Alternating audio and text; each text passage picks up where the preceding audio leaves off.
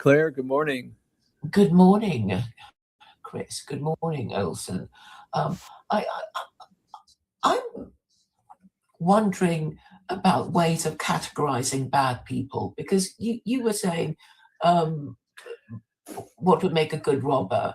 But surely, and you were saying, maybe a good robber is a robber who doesn't hit you on the head, kind of thing. But then, who is the judge of a good robber? You see, surely it That's a would good be other question. robbers. Other Yeah, that's it. robbers. Well, I'm not sure if the other robbers are the ones that are the ones that would judge. So if you're in, I'll just spout off like I normally do. If you are in some kind of a rare pursuit, like robbing in some form that most people don't do, then you're going to have to kind of set your own rules, right? It's going to, like, how will you know if one robber's better than another? It's because you'd have to have some, since the whole activity is kind of outside the pale of what we say is a good idea, then, or desirable, then I guess you would kind of need to figure that out, because that's not It would something that our philosophers have gone there to figure out the excellency of various forms of robbing.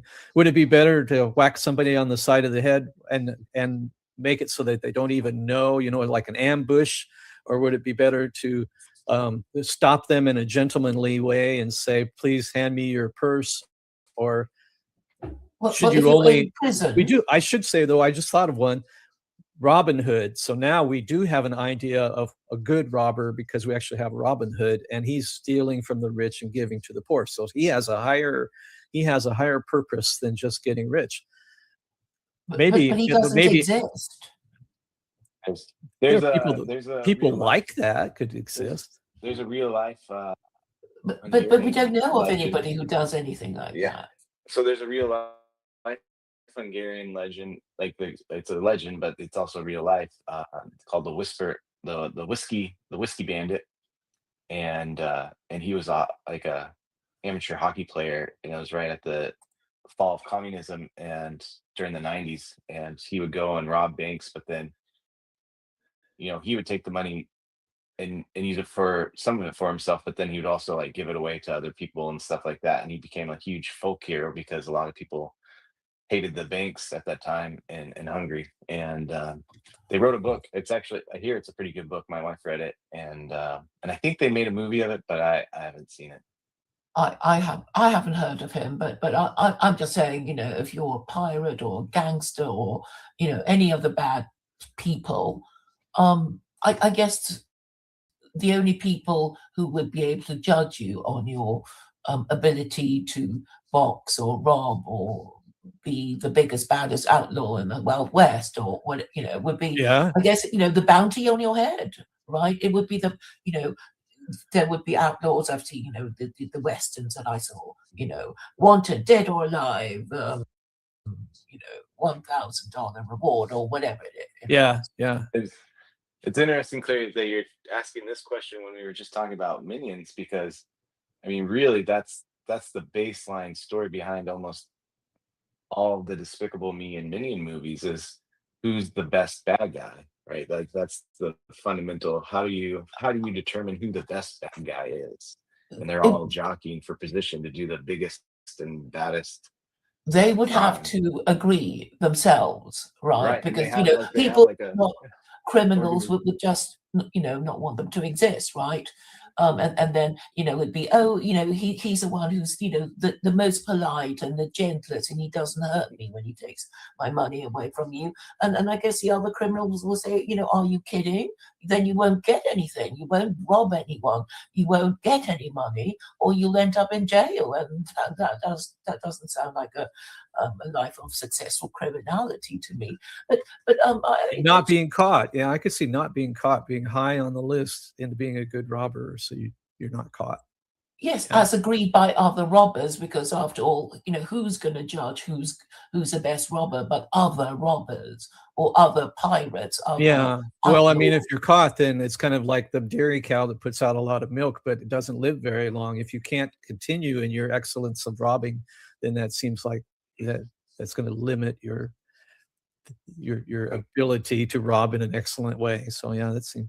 I mean, we run into this with sports all the time, right? Don't we? The people commentating and setting up the hierarchies of who's best The oftentimes champion, the never Olympic. played or didn't, or if they did play, they don't play anymore or weren't very good, right? Well, So we have champions in sport, don't we? I mean, it's not. We do. What we talked It's about never. yesterday, there's like metrics. You're measuring something in sports, and that's seen as useful in doing that. So there's like the best at one time. There's like in baseball, they have like the the guy who hits the most home runs every year is kind of like that's a metric that they're used. Yeah, Interested in. objective criteria. Yeah, there you go. But But- people are going to say, I feel this, but you prefer something else. But I mean, going back to what we were talking about cultural Christianity. I mean, the only point I was trying to make was that a true believer, a truly believing Christian must surely be better than a cultural Christian amongst Christians. You can't be saying, I'm a Christian, but I'm a Christian atheist, and I'm Bart Ehrman, and I'm the best Christian out of all of you. I'm better than you, Pope. I'm better than you, Archbishop of Canterbury. I'm better than you, Chris Howard, and you go to church, but I don't. maybe he is. Yeah, see, I don't know. I'm not But- sure but that I agree with your position there. Maybe it's you don't agree disagreeable. that cultural Christians are not as good Christians as believing Christians. You don't. You don't agree with that proposition. I think I agree with that, but I'm not sure that they would agree with that or necessarily agree with that. Oh, you mean cultural Christians saying we're better Christians than believing Christians? Yeah, I think so. Exactly. In fact, the example of Bart Ehrman that you brought up, I think that Bart Ehrman thinks he's a better Christian doing it his way than the people who are more invested in the kind of literal interpretation of the events. And since he sees those events as being either like made up or twisted over time or whatever he sees, yeah, I mean that's what the guy actually says. He says that he believed, but then he saw that the issue of suffering in the world made him. He says that that's why he doesn't believe, is because the issue of suffering in the world caused him to see it. And if you're going to like move from a place of what you believe one thing to you believe something else, there's some reason for that. And well, maybe it's not the reason that it was better, but I think, you read the Peterson map of meaning kind of thing, that at least the kind of the implication and all of the map of meaning kind of thing is that you move from one map to the next map because it is quote unquote better in some way. It would relieve you of some tenseness, or I don't know. Why else would you move? So he thinks it's better where he's at, being a non-believer. And he says, I've studied all these things. I used to believe it. Well, now I don't believe it. And then he makes a kind of a definition of why that is better. Well, it's better because all of the suffering in the world means that, I've judged God. He doesn't say I've judged God, but it's better to say that there is no God than to think that God on purpose would, do these terrible things for suffering. And he says, that's why I don't believe. So yeah, he believes because he's better. Exactly. Where else? I don't know where else to take it. No, but weren't you expressing disapproval for him? So have you kind of said, Bart Ehrman's all right, I'm no longer annoyed at him? He's a better Christian than me? Is that what you are saying, I think he thinks he's a better Christian. Yeah, he thinks he's a better I think Christian. he's just saying, I'm smarter. I'm monetizing my disbelief. I'm monetizing my atheism. Okay, what point are you making? But are you therefore saying, Chris, that you think Bart's a good guy? Because you I have didn't say he expressed. was better. I'm saying that he thinks he's better. I mean, Okay. Claire, real quick, right? Like you and I disagree on things, many things. Chris and I disagree on many things. But I still think generally Chris is a good guy, and I think you're a good person. I personally met you, so I don't know, but so you could differentiate between thinking a person as well, but acquiescing to their beliefs. Well, But that's the that, whole cultural Christianity kind of thing. The liberalism thing is, can I see it from your point of view enough that I don't march you off to prison or whatever?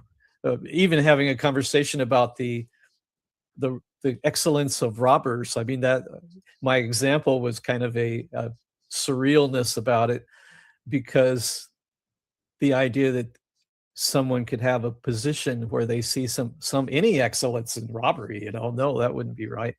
But that then takes my worldview and reads their position with my map, and I'm happy to say maybe that I think they would be better off reading the world through my map than their map, because if they think that robbery is a good thing, yes, I think well, my I map mean, is better than their map, but they seem to think their map is better than mine. Oh no.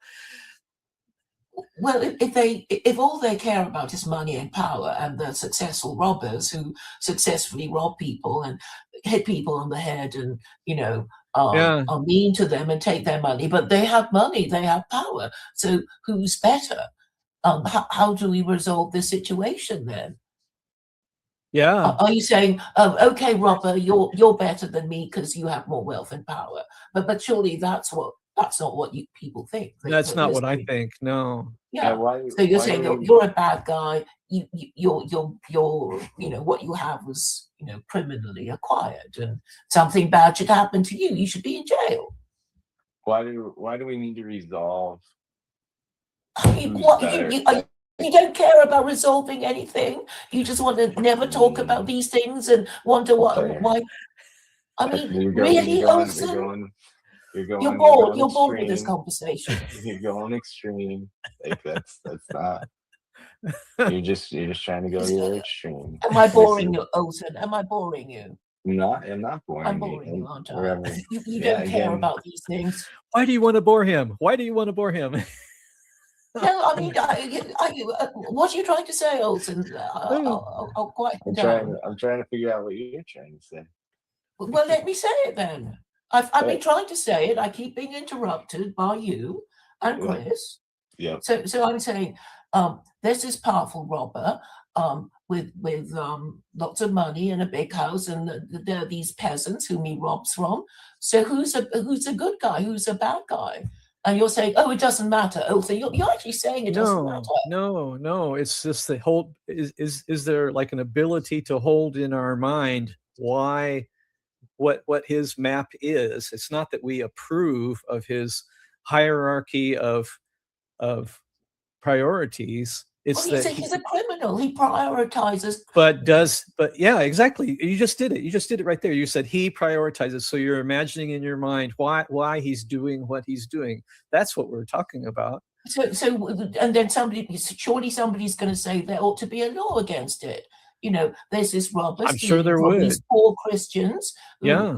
and they're all poor, and he's so rich, and these Christians work hard, and he keeps So robbing is them. there some And benefit? Olsen says, why do you want to resolve this matter? Well, No, that's not my argument. So again, my question was, you were saying you were wanting to determine who's the better Christian, and delineate degrees of bestness. And now with your example, you're transitioning into an issue of rules and organizing society, which doesn't have degrees of bestness. It just has, on and off, right and wrong, which I agree. It needs Right needs and to wrong. happen. That's a category, right? Mhm. Yeah, So, so so why you are and you kind of saying it doesn't matter what kind of Christian you are? That robber could say, "I'm a Christian too. I go to church. Look at me. I go to church, and I rob these other dumb Christians who, seem to be saying it's okay for them to be robbed by me just because I call myself a Christian and go to church, and the pastor is nice to me." I'm not quite sure I follow that logic. Sorry. Okay, so the logic was, we have these categories, and I'm going back to Bart Ehrman because I know Chris is not happy with Bart Ehrman for, you know, making money out of his I'm a Christian atheist, I write books, I'm smarter than these other dumb Christians who seem to like my idea, and they're true believers, and but Bart isn't, and he's allowed to profit from his disbelief and undermining of Christianity, isn't he? That's what he's doing, isn't it? I'm the smart Are you atheist asking Christian. me? Yes. I mean, Oh. you were saying, weren't you, Chris, that for some reason he triggers you, that Yes, he he's, does. Yeah.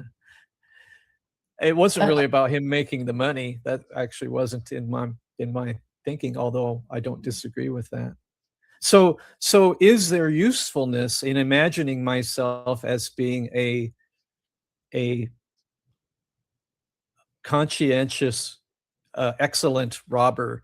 And that's, I guess, to me, the interesting part, not that we can measure robbing and say it is not a thing to be excellent about. I know that there are people who do hold things that are evil in an excellent way, and I find that interesting. That's kind of why I took it off into the James Bond thing, because like, how could you even have a structure that would have like robbing as an excellence or dishonesty as an excellence?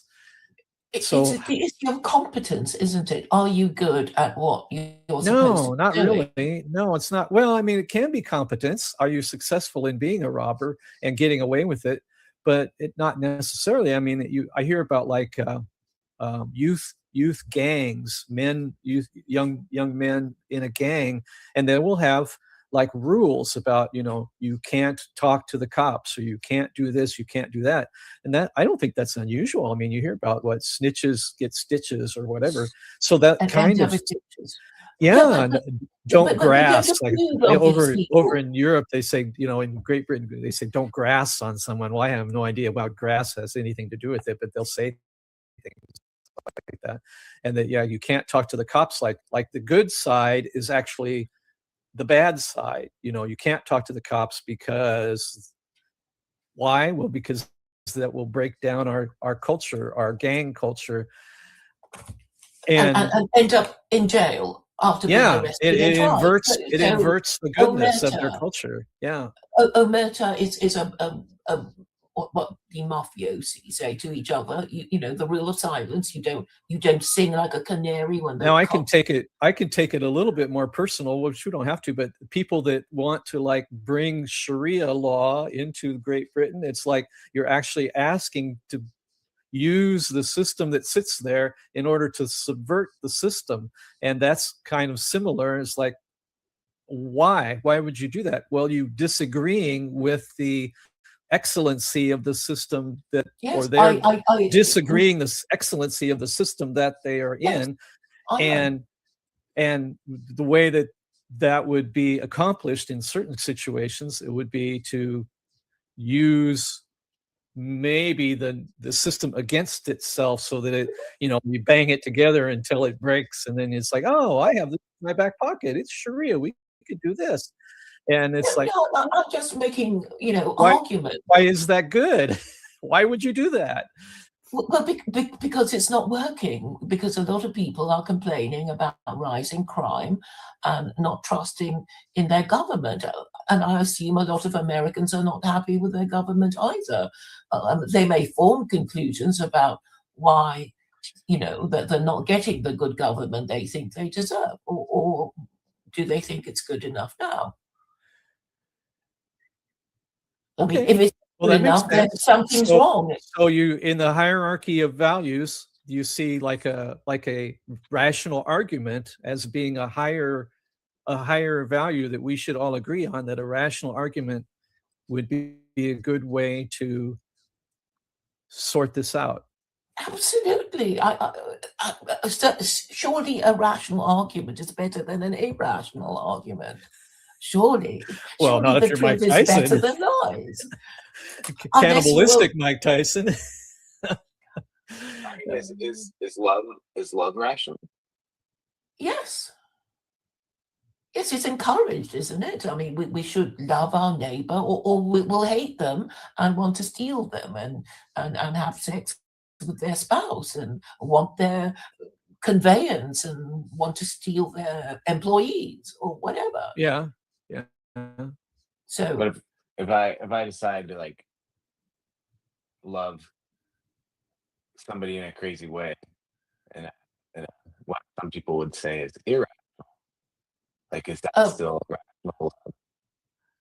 well, I mean, the clear rules about the kind of people we're allowed to love and in what way, right? You know, incest is forbidden, sodomy is forbidden, adultery, fornication. It's already there. Yeah, I the mean, so rules. you're saying like, but I was You're more breaking just- you're breaking up on us, Sarah Olson. I don't know why. Sorry. Are you saying you're saying like a sexual kind of love, but I was more just picturing like love, like a brotherly kind of or sacrificial love, and not the romantic love. Yeah, there's platonic love, agape, you know, sister, sibling love, fraternity, and yes, love of humanity. All kinds of love. So we have to, you know, we just have to keep categorizing all these different kinds and be more nuanced about it. But I mean, since Chris was talking about the UK, I don't know if I've mentioned that there is this joke every time there's a new Archbishop of Canterbury, the Anglicans say to each other, "It would be nice to have an Archbishop of Canterbury who believes in God for a change." So that has been a kind of, you know, modern British joke, because, you know, you can't get the staff these days. You know, you can't even find an actual Archbishop of Canterbury who even believes in God, you know. So, but, you know, here is the closest we can find, perhaps. And you know, she's not even male, you know, whatever. But I mean, wouldn't you think there's something wrong if the Pope says, you know, in a Bart Ehrman way, I think it's a good idea that everybody should subscribe to Christian values, but I don't believe it myself. I mean, imagine if he said that. If the Pope said he didn't Well, believe in God. in my hierarchy, then yes, I wouldn't think that would be optimal. Well, he'd be a bit of a hypocrite, wouldn't he? I don't know. I'm not sure if hypocrite is the right word, but I mean, now you're bringing me back to the Bart Ehrman thing. But I'm pretty much convinced that Bart Ehrman thinks he's doing a good thing. I'm not sure 100%, but I'm pretty much convinced that he thinks that he's taken the right path. I don't think Well, he'd he's be out. being rewarded for it, right? He's written a Okay. new book. All Whatever. these Christian Yeah. thinkers are promoting his book. PVK Yeah, but is. you think he's going to make much money on his book? I don't know. Maybe he will. So maybe he's there's quite well more to known. it, because I hadn't thought of that. I don't have that level of sophistication to think that, well, you know, that's his gravy train, that he's going to say it just because he makes money on it. But that could be. I don't know. What's a gravy train? Like, I know like the term, like the phrase, but like where did it Getting come on the bandwagon. Right, but I mean like you have like a gravy bowl. Yeah, I know like a gravy bowl, but like what's the train? the train.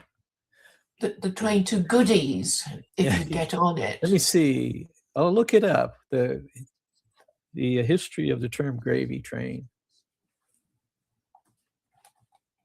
Is there a train full of gravy? Like that would be a lot of I've gravy. never heard of such a thing, but You never heard of I guess gravy train? I never thought to question The it. idiom gravy train. Let's see. Share this tab Is it- instead. It's an idiom. It says, I'm kind of winding down too. It's after 7 and I need to call my mother this week. Gravy train, meaning in origin. The idiom gravy train means to do a job easily or make money with little effort. But if it were taken literally, it obviously makes no sense. There's no such thing as a train of gravy. Anyone new to the language would be sure to be scratching their heads over this. Becoming familiar with idioms and their use is a great way to generates abundant money with little effort. Yeah, the gravy train. It's like being at the trough. That's another issue, one where they talk like the politicians are eating from the trough. That's the gravy train. So Yeah, I read like the trough makes What sense. about the bandwagon? What's that? well, the bandwagon means that you're joining and if like an issue of the day will come up and you're deciding which side of the issue to take, and you're going to join the bandwagon, which means you're going to like take the one where most people think that's the way to go. So And- join the in small- bandwagon. Yeah, in small town America, they used to have like these parades. In a parade. And a wagon, they would have like a wagon or carriage being pulled through, and they would have a band on there playing it. And then so they're saying you're like joining that band of the Yeah. parade, you're like celebrating the thing. You're making noise and hey, 4th of July, doo-doo-doo, that's you're celebrating. Yeah. Just what he said. Why am I saying this again? You said this. Like Sometimes him, they need to be what he interpreted. said. So, all right. And also there was, you gonna go? I gotta go turn my phone in. Okay. Have a great Okay, morning. bye, Thank you, Olsen. Chris. Thank you, Claire. Have a good Sunday. Yes, I seem to have a coughing fit, and you have a long day. Do you have to drive somewhere to go and do some work on the Sunday? No, I'm not planning on driving today, I don't think. I'll go Oh, to you church. said something about helping your son do. Oh, that was some- yesterday. I did that. Oh, right. And Uh-huh. now that I've said that, yes, we do drive to Walmart. It's about 20 miles, 25 miles away. So it's a little bit of a drive. It's half hour away to get to the grocery store. And we'll probably do that today. That's been kind of our pattern recently, is go to church. The church